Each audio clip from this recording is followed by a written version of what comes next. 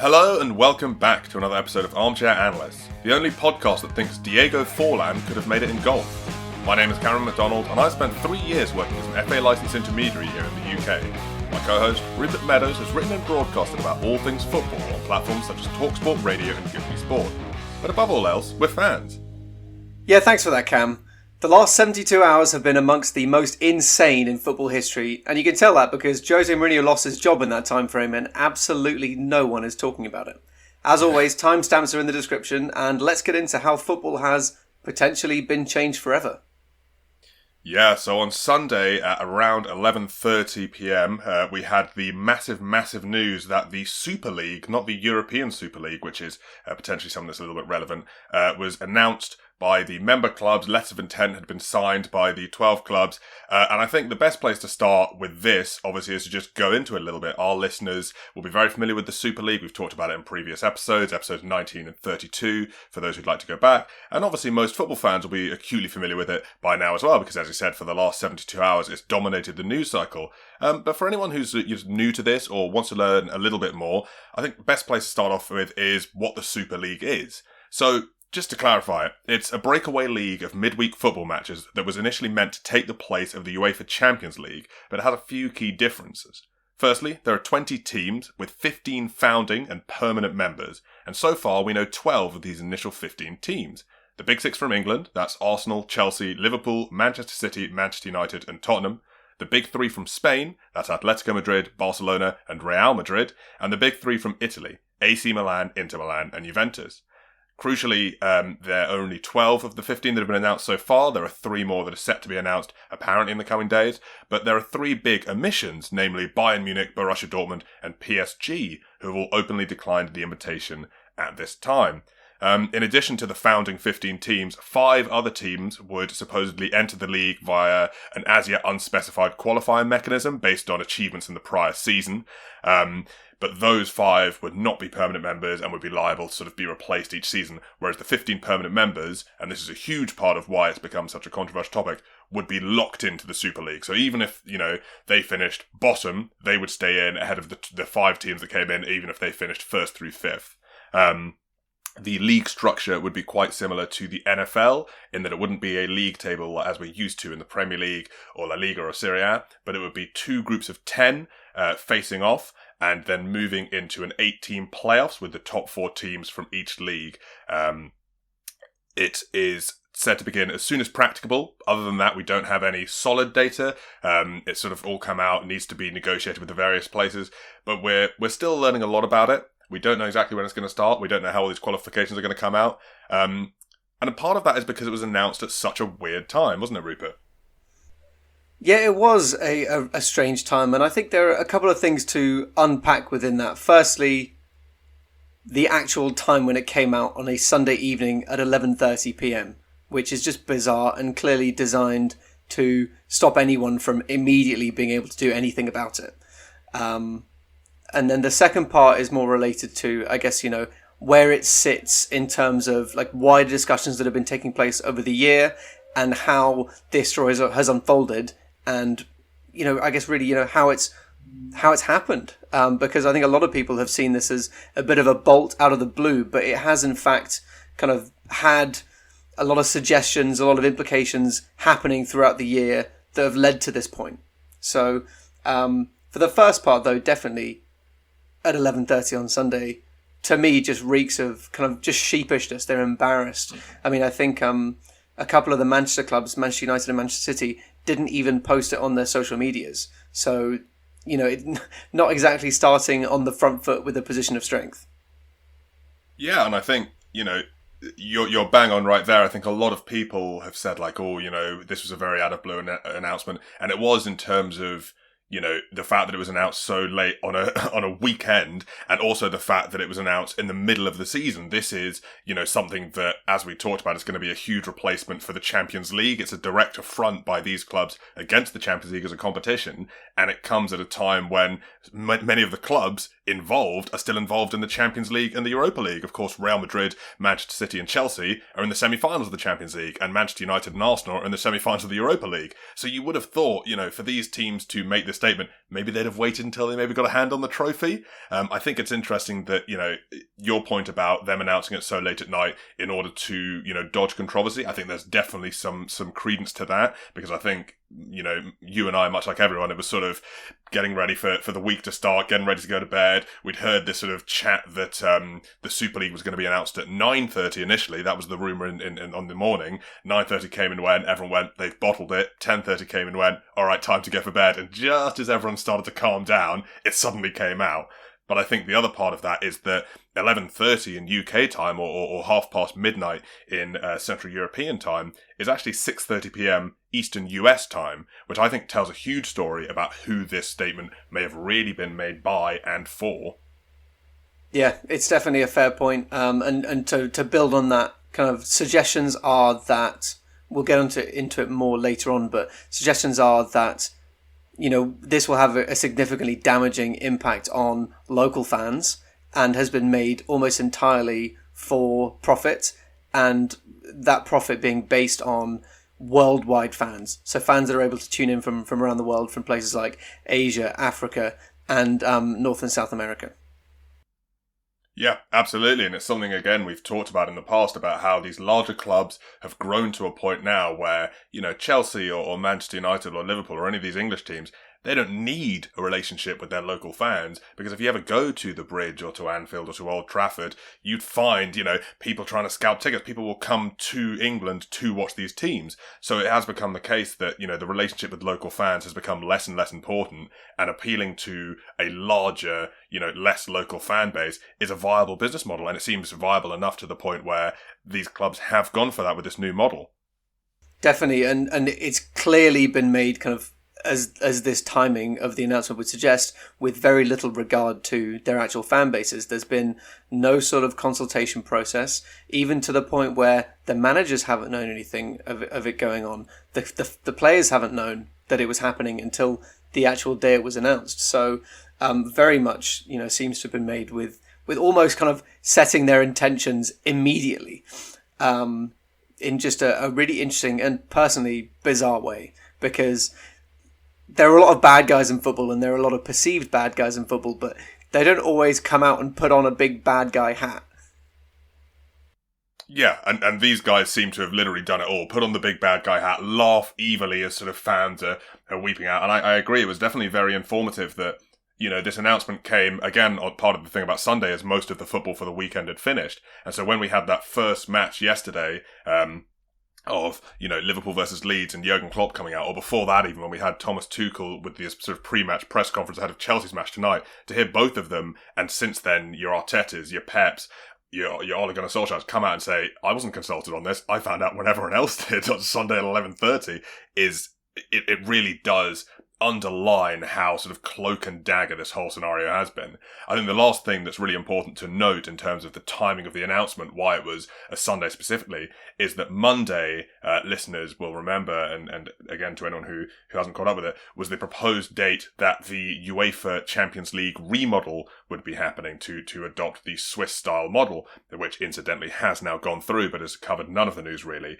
So basically what this was the clubs that were involved with that trying to sort of usurp the news cycle and sort of jump ahead of any big UEFA news to slam down things themselves. What I think this has resulted in a little bit is what we are now seeing, a bit of a half-formed plan. There's only 12 teams that have been announced. Of the, 15 founding members, there are only 12 so far, and we haven't got any of the details. The Women's Super League they mentioned seemed like very much an afterthought. There's been no talk about academy players. The whole thing still seems very nebulous and not fully formed. And I think that's because they were just hustling to try and beat the news of the Swiss model Champions League revamp. Sure thing, and it's led to definitely some awkward moments.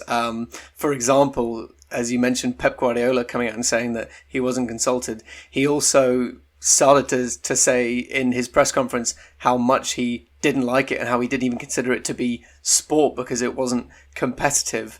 And his press conference was cut short as a result. We've also seen, new clubs coming out and saying that they rejected it as well in FC Porto in the last couple of hours. And yeah, it seems like it definitely they had to get it out when they did, and as a result, they have I would say suffered, not just for their reputation and for what it looks like from the outside looking in, but also from kind of the wider implications, ramifications of what's going on.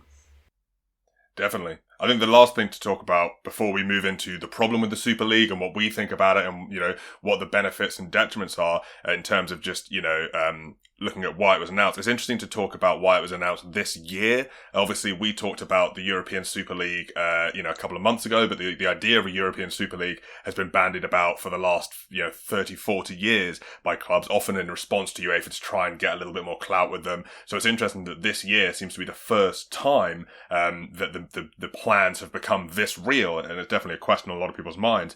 And the reasoning for that is kind of a little bit under all of our noses. It's more obvious than I think, and that's largely due to the pandemic and the effect on clubs' finances. Another thing we've discussed a lot recently is how Barcelona are in over €1 billion of debt, and Real Madrid are in around €900 million of debt, and all the other significant sides have seen massive hits with fans not at the game, and gate receipts not happening, and just less money in general. And so this has sort of turned what used to be sort of a favourite threat for these clubs to wave around into something where they've gone, is it just a threat? Should we actually embark on it? And is this the perfect time where we've been weakened by money, but also everyone else has been, weakened financially, so let's make the leap?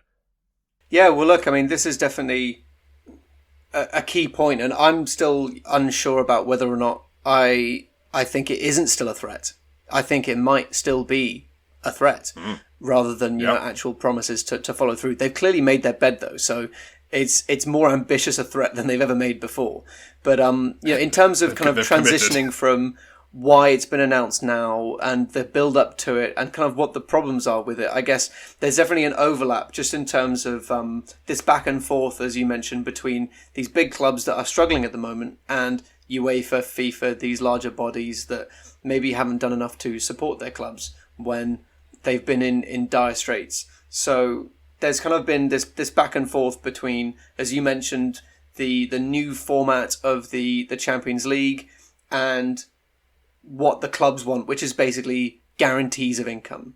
And you can see that there's been kind of negotiations going on, because even involved in the Swiss Styles Champions League new format that was announced recently after this announcement of the Super League, embedded within that is what we feared and what we've talked about already, Cam, is the promise that clubs who have not been able to qualify but have history in the Champions League, and however that history is kind of determined is still yet to be fully eked out, but clubs who aren't qualified can still participate into this new style of Champions League. So clearly that's like a concession that UEFA has made to try and appease these clubs, but then these clubs are still just pushing for more and more, and what they're saying is like, we want to be able to guarantee our revenue.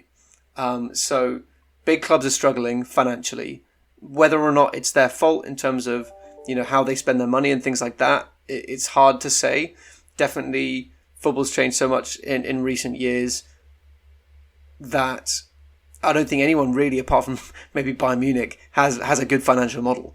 But it's definitely been a back and forth that's been coming. I mean, I think it was first talked about as a European Super League in October last year. And, we now are seeing the final form almost, despite the fact that, as you said, it's not quite in its final form. Yeah, and I think you sort of brushed on there the sort of financial model and the importance of European football to a lot of these big clubs. Increasingly, we've seen over the last sort of 15, 20 years, the Champions League, not even necessarily winning it, but just qualification for the Champions League. And, that old, adage meme by Arsene Wenger that top four is a trophy. It kind of has become a bit of that these days. Clubs are pushing madly for top four because their finances depend on getting that Champions League money. Their appeal to some of the best players in the world. You often hear players going, well, I'm only going to go somewhere I can play Champions League football. And this has become such an important part to these big clubs at the same time that loads of these quote-unquote smaller clubs have started coming up and rivaling for these positions. I mean, if you look at the Premier League table as a snapshot right now, you've got Manchester City and Manchester United United in first and second, sure, but then third place is Leicester and fourth place is West Ham. Neither team is considered a large enough team to be invited into this European Super League, certainly, and I think that's what these big teams are after. They want to create a closed shop around themselves, whereby when Arsenal have a bad year, when Spurs have a bad year, when United have a bad year, they don't need to worry. Their European money is still confirmed, and certainly this has happened to all of these teams. If you look in the last decade, the only two of the big six English clubs that haven't missed a season of European football are Arsenal and Manchester City. All of the others have had at least 1 or 2 seasons where they've been out of it. And so clearly this has informed this system where they've gone, right, well, we don't want to have to earn it because we've tried that model and sometimes we don't. We want the guaranteed cash. Well, exactly. And it was interesting because I was surprised to read the kind of the press releases given out by these clubs because they were all the same. And each of them used this really interesting word, which was, we want to make football more sustainable. And for that, clearly what we need to read is, we want to make our club more sustainable. So clearly something needs to change, at least in their minds, at least in the minds of the owners of these clubs. And it's definitely apparent that what they're after is to try and secure their own future to the detriment of others. And inherent in this lack of competition for those founding 12 or those founding 15, whatever it will end up being, is that, you know, they want to secure their advantage over other clubs. They want to secure their position at the top of the table year in, year out, and they want to secure their position in Europe. And this is really kind of the whole crux of the issue that everyone has with it, which is that the beauty of the game is that anyone can win anything, almost. You know, everything can and should be competitive. And, you know, to take away a portion of that, which is what we see in America, in the MLS, you know, there's no relegation. And I've always looked upon that and kind of laughed with superiority in my eyes. And clearly I was wrong because, you know, that is an intoxicating model for people that, you know, own these clubs. Yeah, that don't want to have the risk of, you know, not investing enough to see themselves be profitable. And I think that is, if you ask any football fan, and it's very telling that the fans of all of these clubs have not sort of been rubbing their hands with glee and going, oh, get in, you know, I'm an Arsenal fan and we were 9th, but we're going to be in the Super League anyway. Or like, oh yeah, you know, I'm a Chelsea fan and a couple of years ago we finished 10th, but we're going to be in the Super League. That almost universally fans of these clubs have gone, well, what's the point? There's almost, you know, I think the disconnect for these owners, a lot of whom I don't think are sports fans at all, really, is that they've sort of confused the glory that comes from something you've earned versus something you've just been given. Now, just to borrow a quote from my spiritual mentor, Marcelo Bielsa, he came out with something once where he said, one of the reasons football is the most popular sport in the world is because the weak can beat the powerful. And I think that is true. And I think, you know, there's this assertion that the European Super League will be more marketable and more exciting because you'll have these titanic teams clashing against each other every single week. But not only will the novelty wear off against that, I think some of the most exciting football matches that you ever see happen when you have minnows going up against the odds. As a very direct case in point to speak on Marcelo Bielsa, Manchester City played 2 games last week. They played a game in the Champions League quarterfinals against Borussia Dortmund, and they played a game in the Premier League against Leeds, who are newly promoted from the Championship. We would both agree, as with most of us, that the Leeds game was actually miles better. Absolutely, yeah. Couldn't agree more. So this notion that, you know, the only value that can be found in football matches is from these giant teams playing against each other is just founded on a complete fallacy. And I think even, you know, that is just point A. Point B, just taking the competition of football. Everyone loves the fairy tale story. One of the most watched FA Cup matches this season was when Marine hosted Tottenham Hotspur. Everyone knew they were going to lose. Realistically, there was no chance they were going to win. But what if? And it's that what if that's the very soul of football, which is a sport that was created, you know, by working class communities and just, you know, lads cobbling together. Just all you need is a ball and a few jumpers or, you know, some trees. And that's, you know, the very spirit of football and what makes it so magnificent. And this is something that flies directly in the face of that spirit of football. And that's why I think that so many people are viewing this as, you know, sort of the death of football in a lot of ways if it goes through in this form. Well, I mean, to see it as the death of football is to see way in advance of what we can currently picture. So I don't really want to talk about it just yet in those terms. But I do absolutely agree that obviously, I love the magic of the cup. I love the idea that anyone could beat anyone. And, some of my favourite moments are watching the underdogs. Everyone loves an underdog. It's a classic phrase. And I mean, the other part to add to that is these historic domestic rivalries, which will be lost. If Liverpool get kicked out of the the Premier League to join the Super League, does that mean they don't get to play Everton twice a year? Does Juventus lose its matchup against Torino? And all of these things that, I mean, any fan will agree. I'm not sure every fan will say that the Leeds match they'd want to watch, because I think that's also, Bielsa, Leeds football. That's for the budding manager, the guy who likes to imagine that he's a tactician, like me. But these rivalry matches, like, that's what football's all about. It's about kind of coming together and just battling it out. I think absolutely it would be heartbreaking to see those missed as well. Well, just to quickly take to one step back, because I think I stepped forwards there in that sort of terms, just to explain what you're talking about in terms of the clubs being ejected from their various leagues. Obviously, we mentioned that this competition was sort of pitched as a replacement to the Champions League, and so in theory, and certainly in the way that the people who put this together envisaged, they would still be playing in their domestic league, albeit perhaps fielding weakened sides, as Florentino Perez commented. But a joint statement came out on the Sunday before the official Super League statement had even come out. So this is how desperate UEFA and the various FAs were to stop this, that any club joining the Super League would be banned from the Premier League, the FA Cup, Serie A, La Liga and UEFA. Moreover, any player taking part in the Super League could be banned from representing their national teams. So what we're talking about here is not just, a tournament that's going to take the forefront ahead of the Premier League, but these teams would actually be kicked out of the Premier League, if we're to believe the statement that was levelled at the Super League by the respective FAs. Moreover, not only could we see the Premier League and La Liga and Serie A massively imbalanced by the whipping out of some of the strongest teams, it could also ruin competitions like the Euros and the World Cup. And Florentino Perez has already come out very brazenly and said, well, if they ban us from the Qatar World Cup, we'll make our own World Cup. As if that's a solution, which I don't think anyone believes it is. It's also such a Eurocentric solution to imagine that, there'll be enough players who come from those 12 teams to make more than 4 national sides. It's a ludicrous notion. But I mean, it filled my heart with dread as well, because I just thought they're pretty serious about it. I mean, it's embarrassing almost. We're just watching just a bunch of guys in suits arguing about who's got the biggest football. And us, the fans, are sort of standing there with the ball under our arm, being like, "Can we watch the game we love, please? Can we play?" I mean, look, again, this whole thing has come from a long line of stuff in the last 6 to 8 months. Stuff like Project Big Picture, clubs in the Premier League trying to consolidate the power that they have in terms of decision making.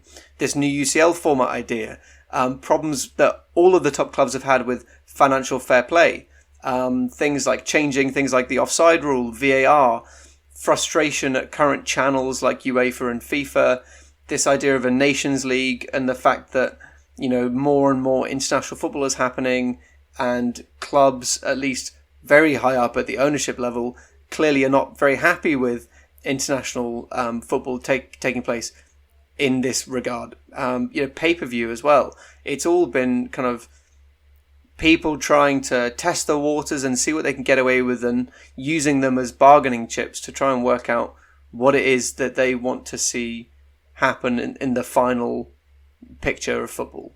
And I saw an interesting thing, which was that I think it was a segment on Sky Sports which said that a spokesman from inside one of these top 12 clubs has said that the owners will be delighted if it means that they're not allowed to play international football anymore, because they don't want them to play international football. They want them to play for their clubs. They don't want them getting injured. They don't want them travelling. They don't want them getting tired.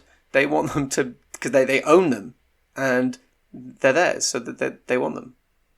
Yeah, it works out as a win-win for them. What I suppose is interesting, though, is that we talked about how there's this as it unspecified, qualification matrix for these further 5 teams.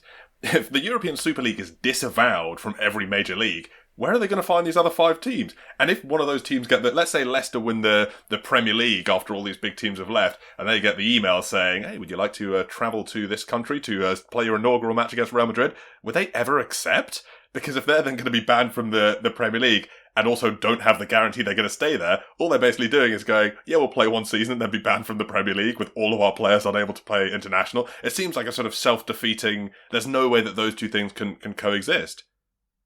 Well, you would think not. And yeah, to imagine what it's going to look like is bizarre. I mean, personally, I almost feel like it's going to, all domestic players will leave. So it's almost going to become, an international game.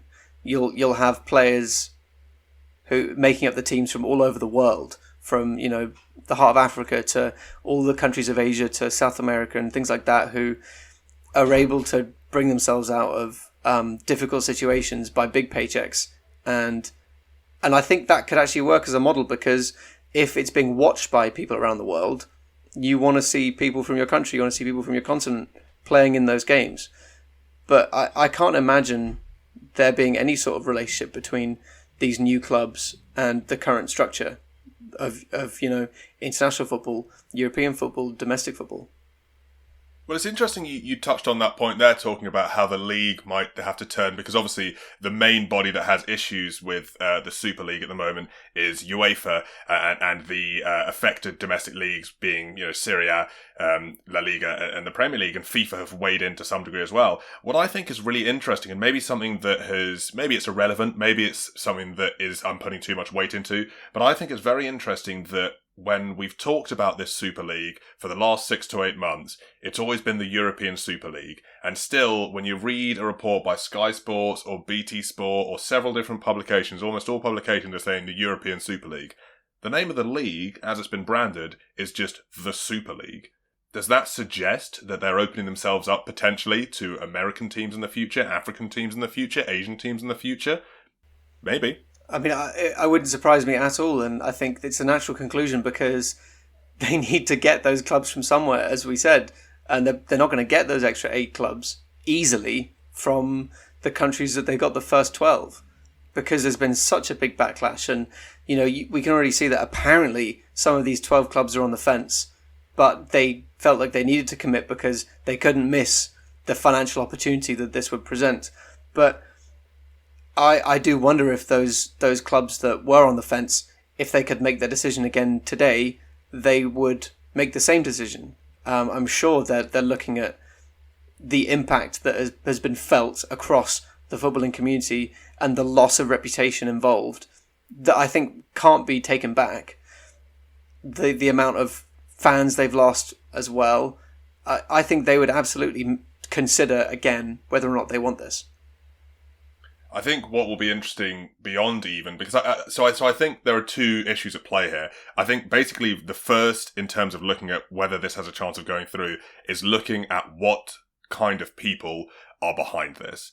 And I think that a lot of people are sort of, and I think, I'm absolutely proud of the football community for speaking out against this so, vehemently. We've seen protests from all the fans at the games that have happened since.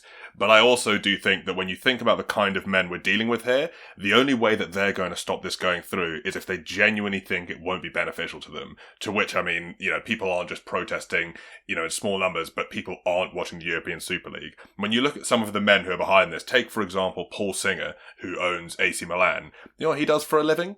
He owns a fund called Elliott Capital or Elliott Management, that is a sovereign vulture fund, and what that means is they collect debts from countries.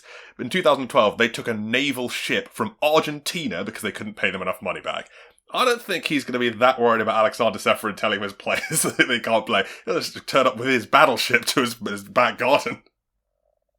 It's a funny, it's a funny meeting of worlds, isn't it? Where just like these guys who are the biggest names in football come across people who are some of the biggest names in the world, like these billionaire owners, these, as you mentioned, these people that interact with governments on a daily basis. It's a strange sensation, definitely. Or indeed other sports. You know, another one who's one of the big names and one of the chairmen, the vice chairman rather, Stan Kroenke. I mean, he has a rich history of doing things with clubs at the behest of fans. Quite famously, his NFL franchise, the St. Louis Rams, who are now the LA Rams, he picked up from Missouri and took them 2,900 kilometers away to LA because he thought it would aid with corporate sponsorship. Still now, if you walk the streets there, people sort of curse his name because they've had their franchise club just picked up and moved elsewhere. So there's evidence here that these people will not necessarily be swayed by, you know, fan sentiment. So I think where it all might come to a head is with the managers and with the players. And I think we have already heard from your Pep Guardiolas and your Jurgen Klopps and your Mikel Arteta and all these managers in England who have come out against it. But again, I think there's a big difference between coming out against it and actually doing something. Similarly with players, I think the only player from a Super League club there's two actually I think that we've had from Super League clubs so far that have come out and spoken against it. Those being James Milner and bizarrely Bruno Fernandes. Who saw that plot twist coming? Bruno Fernandes being like in the good guy chair? I mean, Bruno Fernandes is a guy that I always feel bad for because he just leaned so hard into the Manchester United narrative of like the penalty taker, and he feels like a supervillain. True, but if you think about it, like anything that I've ever read about him is that he's a really good teammate, and you know, you see like now that we can actually hear what players are saying. There's stuff like you know, Rashford missed a chance, is really angry with himself, and Bruno Fernandes, the guy who would have got the assist if Rashford had scored, is like, "Come on, Rashy, come on, you're fine, man, get up."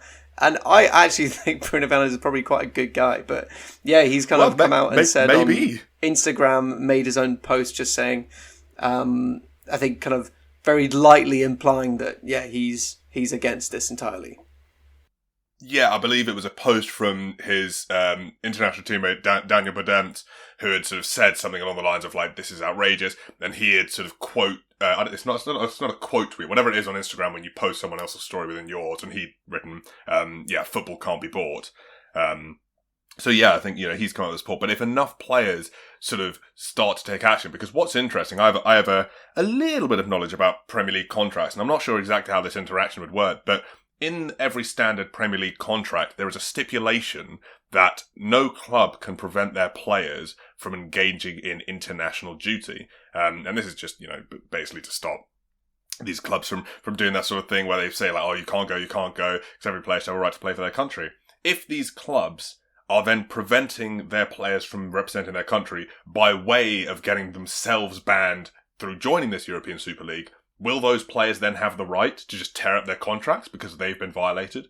Or is it the case that because this is a contract signed with the Premier League, that it will no longer be valid as the clubs have been expelled from the Premier League? It's a really interesting sort of legal loophole type scenario, but if it is the case that a player's registration with the club has been violated by actions that cause them to be banned from their national team, we could just see certain players who decide they want to play for their country more than these clubs just going, "All right, well, don't really feel like it. I'm Bruno Fernandes, man of the people, apparently now, and I'm going to play for Portugal and win at the Euros." Champion of grassroots football, Bruno Fernandes. Right? Yeah, and I wouldn't be surprised if some, but not all, went. I'm sure, you know, with all of these billions of pounds being thrown around, they will be offered bumper contracts to stay if that is the way things look like they're going.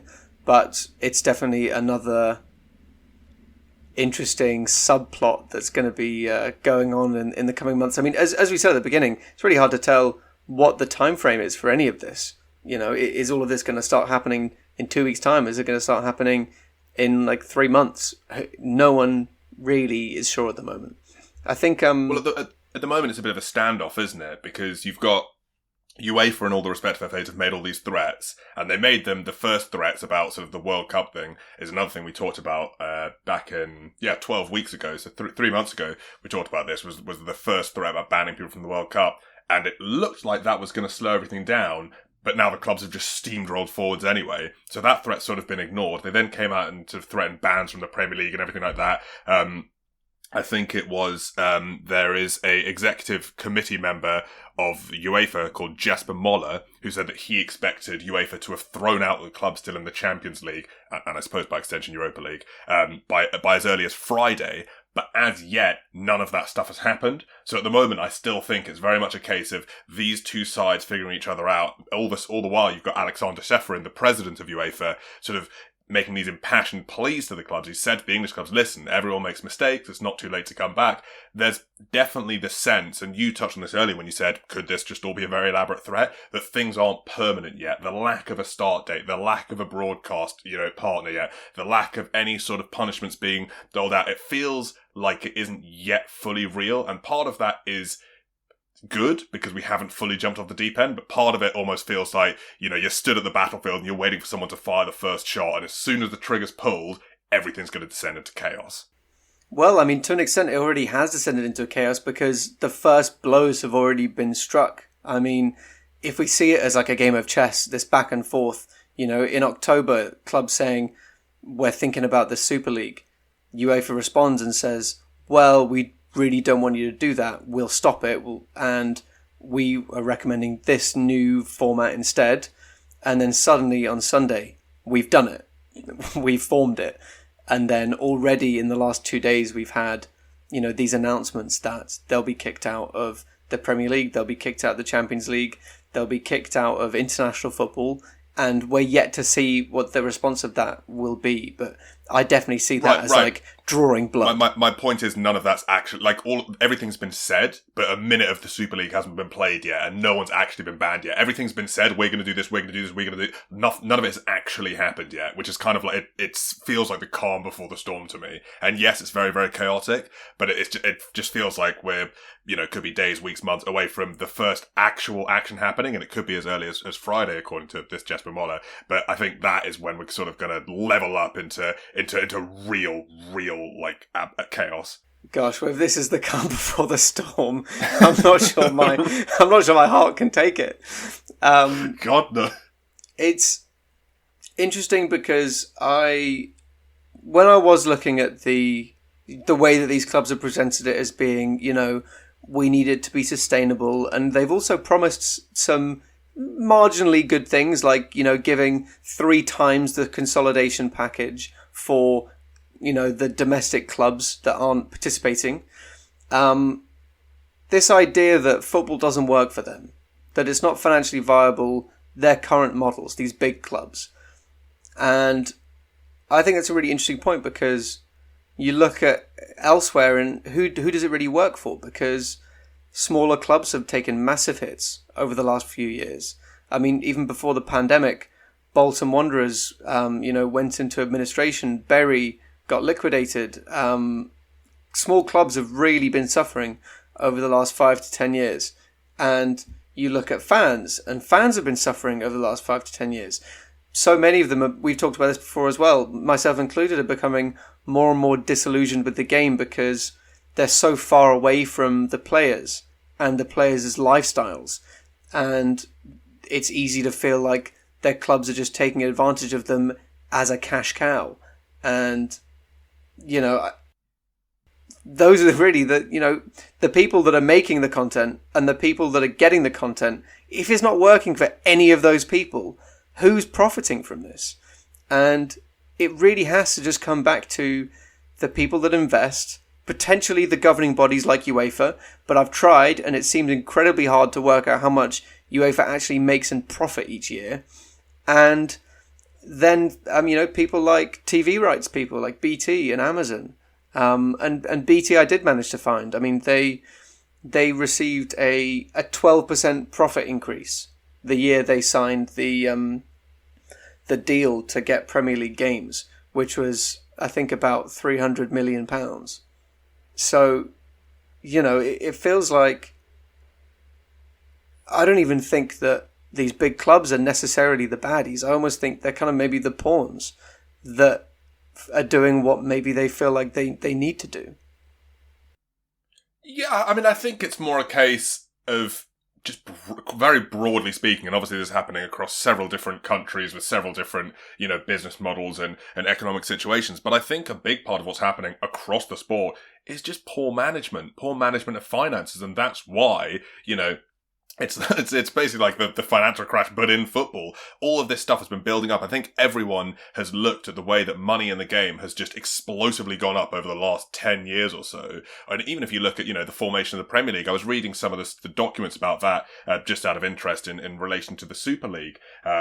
And, some of the sums that are being talked about there, and they were saying like, £10 million, that's quite a big outlay to get this set up and that set up. And you compare that to now, and people are saying £4 billion on arrival or $4 billion rather, on arrival for these member clubs. Even transfer fees, something we've been talking about for the last few weeks, but I remember just last week we mentioned it, was that, 10 years ago, £30 million was a huge transfer. These days, that barely gets you around in most top divisions, if you want to get a really good player. And I think we have just reached this point where the game is swollen. That's having to be passed on to fans, and fans are having to pay more, and TV are trying to get away with it. They're paying all this money for the rights, but then they're passing that on to the fan with this £15 pay-per-view nonsense, and increasing, amounts of money being split, and the Champions League being taken off ITV so that it can be charged on a separate service. And what's happened with the pandemic is that it's been sort of like a forced crash, and everyone's sort of trying to recover themselves because they haven't figured out how to stop these massive outlays. And now that there's no income, they're trying to fix it in any way they know how, which is clearly by forming this Super League, which guarantees them money with no effort. True, and it's funny to think of it in those terms, which is that, as you say, a lot of these clubs are just really poorly managed, and it's funny when you think about the people that are actually in charge of them, and they're just ex-players. Like, they're not big businessmen. They're not, geniuses that have made their money through incredible investments. They're just old football players who then, became presidents of their clubs or the head of UEFA or whatever, position they find themselves in now. They're not necessarily like good at their jobs. And I think you can see that across the whole of football. Just the way that they're run. I mean, we've talked quite a lot about how a lot of the time you just look at them and you think, what are you doing? You're just idiots. Like, some of their transfer policies is like they're hip firing. And there's so much money involved that you have to look at it and think, like, who are the professionals? And again, it goes back to the people that invest and the people that are doing the TV rights. Those are the people that are operating within their chosen, like, fields of excellence. And clearly the people that are making the most from it. Yeah, I mean, you take a case in point. Something is very, very, and this is obviously a massive oversimplification of it, but I think it's just a good way to illustrate it. It's like a lot of the times you'll see these enormous clubs like Manchester United or Chelsea, or anyone who's, actually Chelsea not at all, but like Manchester United or Real Madrid, they'll sign these players for like 60 million, and then 2 years later they'll be out the door for like 12. Pretty much any major company where someone made a decision that lost you like 48 million in the space of 2 years would have lost their job. But oftentimes, as you say, these director of football or head of transfers or all this stuff, they keep their jobs, and it's just sort of written off as that's football. These are how the swings and roundabouts go. And I think that has led to this really unsustainable point where we have to have this drastic reply. And I think it's interesting that you, from the start of this episode, highlighted their statement talking about making football more sustainable. I think what they really mean, I don't even know if they even know this, is they want to make their finances more sustainable. And the way to do that is not necessarily to create your own football league that may very well dwindle in interest because it's the same 15 teams playing each other every year. It's by just sorting yourself out. True. I mean, personally, I would be really interested to see who had this idea the first time. Who really brought this idea to the table? Was it someone within one of these big 12 clubs? Or was it, someone from JP Morgan?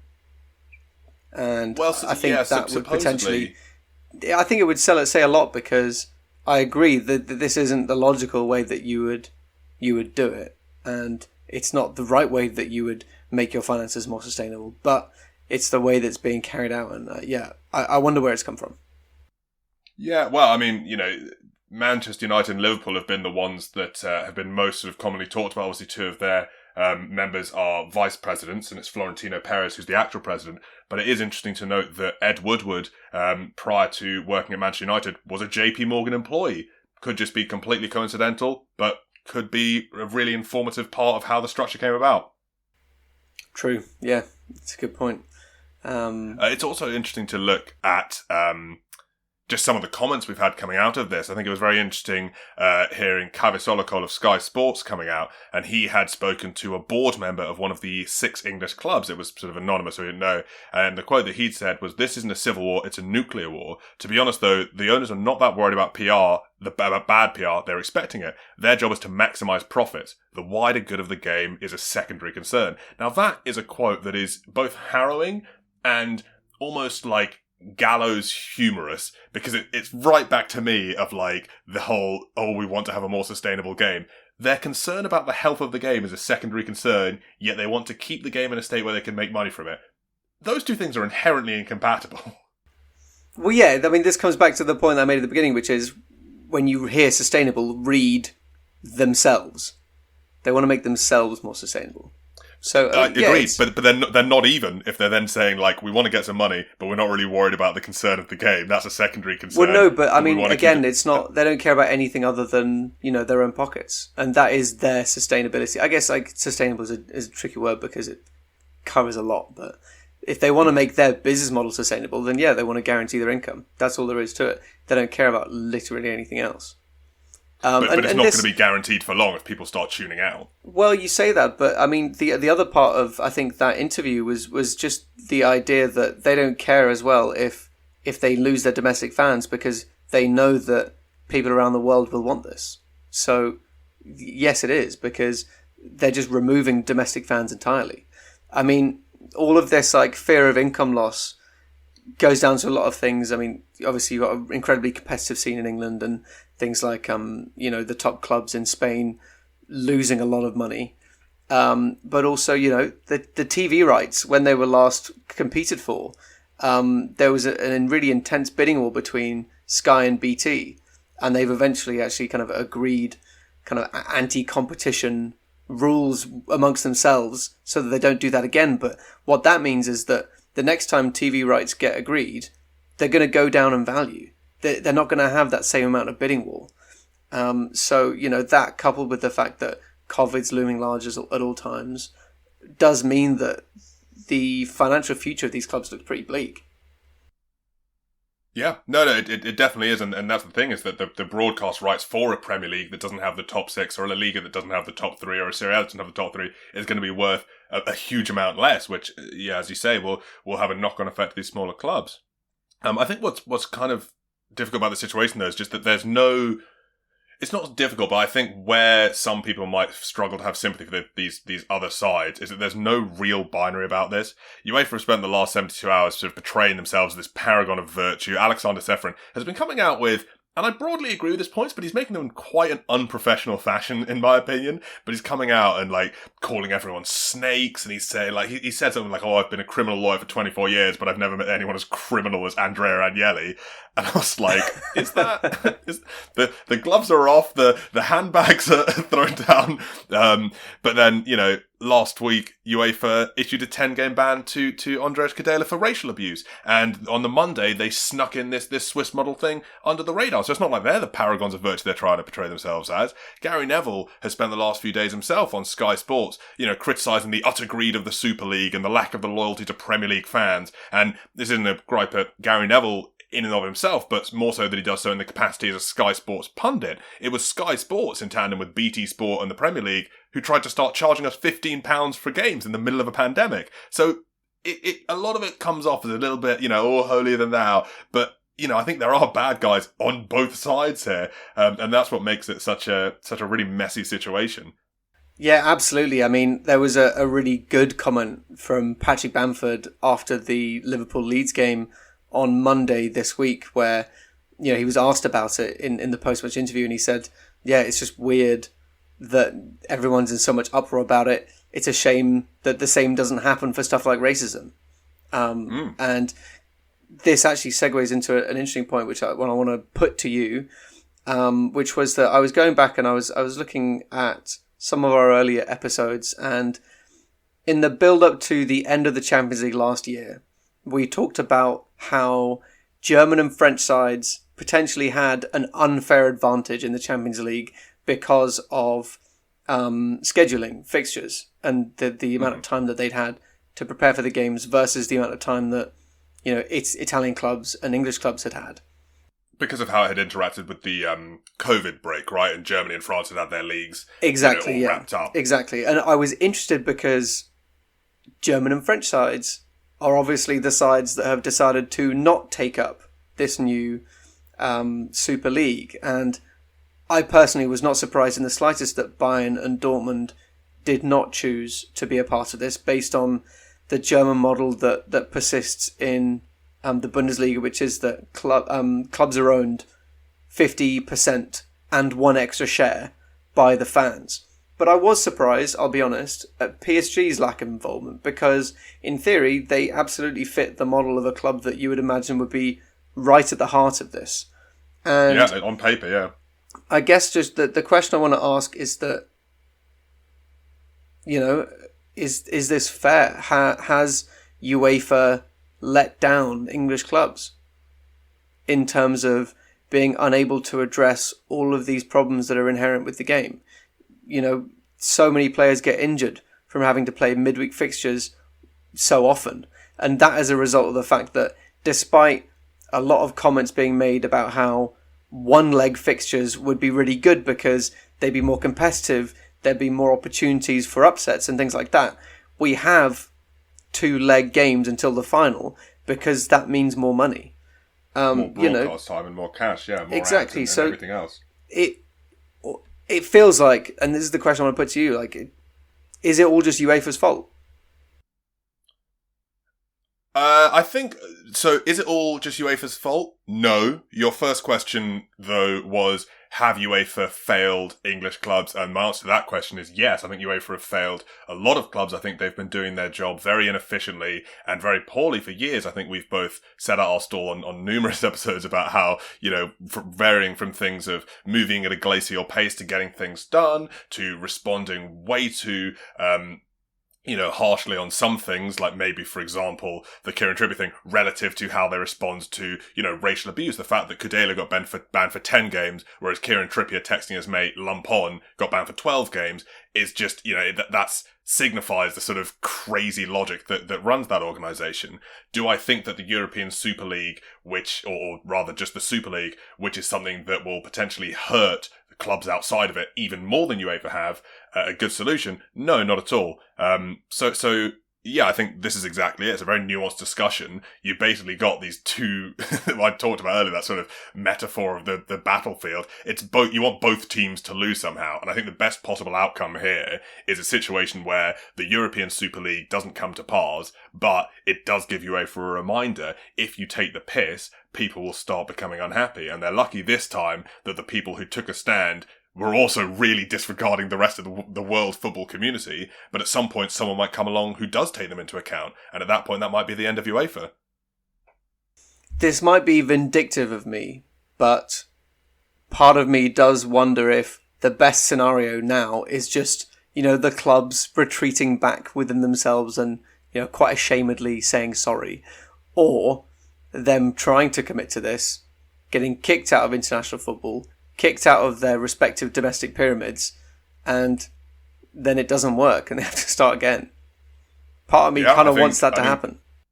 That's definitely the response that I think everyone has had, certainly in the 72 hours that have followed this. A very emotional response, but I don't think that means it's a wrong response. I think everyone's just been furious that these clubs have decided to just cast everyone else in the football community to the wayside. But I think a good way to sort of cover that is to look at what maybe happens next. And we've had a few reports coming out already. Certainly you alluded to, when we just first talked about it, about some of these clubs only joining because of a perceived sort of FOMO. They didn't want to miss out on the opportunity. And Oliver Holt, who's the chief sports writer for the Mail on Sunday, tweeted early this morning that he was hearing the first cracks maybe beginning to appear in the ugly, misshapen edifice of the ESFL, which I guess is like, he's told that 2 English clubs are close to losing their nerves. And just a few hours ago, Dan Roan heard that had been told a report that Chelsea had submitted some papers, maybe suggesting their withdrawal. Of course, on the other hand, Florentino Perez has come out and said that there are binding contracts that all the clubs have signed and they can't back out.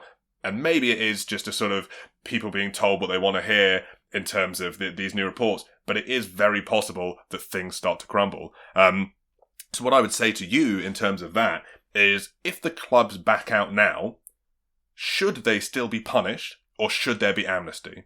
Some have argued that amnesty would leave the door open for either these clubs or other clubs to try this again down the line, whereas others think that holding a hard line if you're UEFA and the Premier League and the various FAs would make it less likely for the Super League to die right now. Whereas if these clubs thought, okay, we can all go joking, April Fools, and come back, that's it, it's dead on arrival. So what would you say? Again, it's a really interesting playoff because as we talk about, you don't really want either side to win, but you kind of hope that in all of this, the fallout will be positive for the game. So how that happens, I don't know, to be honest with you. I don't want UEFA or FIFA to win outright. If you're Richard Masters, though, are you giving, if Chelsea come into your door cap in hand and they go, listen, we're sorry, can we come back? Are you sanctioning them if they've done it 72 hours later? Or are you saying, right, come back in, knowing that based on your answer, you'll either encourage the clubs in the Super League to dig in or encourage them to go, okay, let's come back and we've all made a mistake? Well, I don't even see it like that. I kind of see it as, are you encouraging, like, who are you choosing to support in terms of UEFA or the clubs? And again, I don't like either of them very much. So I think they should be sanctioned, yes, but more likely because they came out sooner than other clubs if they come back later. It shouldn't be transformative, I don't think. But I mean, if Chelsea choose to come back now, then FIFA, UEFA, the Premier League, the FA, they have an opportunity to punish all people at the same time. So they can definitely make it proportionate. Because, as you said, nothing has actually been done yet. It's just been threats. Yeah. So, yeah, I think if a club like Chelsea decides to come back, that should obviously be encouraged. It should probably still be punished, though, yeah. I think that's fair. If the Super League does come through, my other question is, I was thinking a lot this week about FC United of Manchester. And for those who aren't familiar, FC United of Manchester is the largest fan-owned football club in the United Kingdom. The club is democratically run by its members who have equal voting rights and one share in the club each. And it was founded in 2005 by Manchester United supporters, in opposition to the club's takeover by the Glazers, who of course still own the club today. And that interests me because it's a club that they currently play in Step 7, just one step below the National League North. They've been as high as the National League North, and they have quite a successful, history for a club as young as they are, especially because they're funded by fans and got I think they had £100,000 in their coffers in like their second year, which is definitely very impressive. Do you think that there's a chance with all of these huge historic fan bases that we'll see any more sort of pseudo-Phoenix clubs like this? Do you think that there's a chance we'll see the Highbury Cannons setting up shop somewhere in North London, or the Merseyside Reds? And they all sound like Pro Evolution soccer teams. But do you think I mean, I think at least a couple of them are. Do you think that we'll see the advent of any teams like this if, Arsenal join the Super League and a significant amount of their fan base is disenfranchised enough to go, you know what, Kroenke doesn't represent us, let's start our own Arsenal or Liverpool or whoever? Well, it's interesting because obviously a lot of the talk has been about which club do I support now? Who am I going to pick now that my club has just thrown me under the bus so demonstrably? And a lot of it has been about, do I want to pick one in the Prem? Do I want to pick one lower down? Do I want to pick something non-league so that I can feel close to the game again? And less has been made so far of the idea of forming their own clubs in the way that FC United of Manchester have done. But I personally would love to see it. I think it's incredible. I'm so here for it. Take back the power. And I love the idea that, because realistically, the people that set up that club were right to oppose the takeover of the Glazers, because clearly the Glazer family do not care about their supporters one iota. So I really like the idea that their decision to do that continues to be vindicated. They continue to grow. I would love maybe to see them in the Championship one day, or even in the Premier League competing with the two big sides in Manchester. That really kind of warms parts of my heart that have been cold since Sunday. I think it's a really interesting idea for a number of reasons. Firstly, just I think, yeah, it'd be really, really heartwarming to see more fan-owned clubs with significant backing, and yeah, it would create a really interesting fairy tale if you ever did have an FC United of Manchester or equivalent sort of climb their way up. I also think from the flip side, if you're a fan of like Burnley or something, or Crystal Palace, and you're used to getting beaten home and away by like Manchester United every year, how satisfying would the day that you drew FC United of Manchester in the EFL Cup be? To just take him down. Especially because it's like if you're a club that, because they were formed in 2005, this would be more of a recent thing. But say, I mean, maybe Man City would be a better example, but Burnley, always getting shellacked by Man City. If enough of a portion of the Man City fans who were at the Etihad for those 5-0s formed their own club, the Burnley fans would be rubbing their hands, just be like payback time. Yeah, true. I mean, the other thing that's going to be interesting is to see, what the reaction of fans of clubs who are not part of these 12. So the clubs like Burnley or clubs like Newcastle or Aston Villa, who are historic clubs, have a historic fan base. Do you think that they will welcome with open arms these new sets of fans that have maybe even potentially historically been opposed? What you mean in terms of fans who leave these clubs that have gone to the Super League and migrate to other teams? I'd be surprised if there's a huge amount of crossover from the people who leave Premier League clubs to support other Premier League clubs and La Liga clubs to other La Liga clubs. That might just be my intuition talking, but I feel like it's harder to switch teams to someone that you're used to seeing your side play against. In theory, it would be hard to routine, but I feel like it's easier if you can remove yourself and either go down 3 or 4 leagues, or just start. Loads of people have said I'm going to start supporting Bayern or something like that. And I think Spartak Moscow made a really impassioned plea for the fans of all the ESL clubs to support them, which all the best. I don't see it happening, but I wish them the best. I don't know. I think you'd be surprised at how fans are used to a certain standard of football, and I actually thought in the same way as you did, and. I saw on, again, one of those things, it might just be a one-off, but I did see on my Facebook a discussion between fans, and one of them was saying, which club shall I pick now? And people were posting all these different things, and the guy said, these are nice ideas, but I'd probably like to keep it in the Premier League. And I was surprised by that. But I don't think we can dismiss it as an idea that people will want to stay within the top flight, to still choose clubs that they deem, maybe in their narrow mindset of the football pyramid, as competitive. Maybe, but I don't know. Maybe I'm being idealistic, but something makes me feel like the kind of people who would only swap to a team that would then be top of the league probably wouldn't leave their team for going to the European Super League in the first place. Oh, I'm not suggesting that they're going to become Everton fans instead of Liverpool fans, but.